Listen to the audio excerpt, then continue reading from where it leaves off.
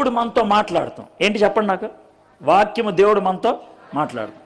దేవుడు మనతో మాట్లాడుతున్నప్పుడు మనం ఏం చేయాలి? దేవుడికి జవాబు ఇవ్వాలి కదా. అనేది ఒకటి అడుగుతూ ఉంటాడు, జవాబు ఇవ్వాలి. అలా నిలకడగా ఉంటే దేవుడు మాట్లాడబుద్ధి అవుద్దా? మాట్లాడబుద్ధి అవుద్ది. వాక్యము దేవుడు మనతో మాట్లాడతాం అయితే ప్రార్థన మనం దేవునితో మాట్లాడతాం. ఓకే, ఇది విషయం.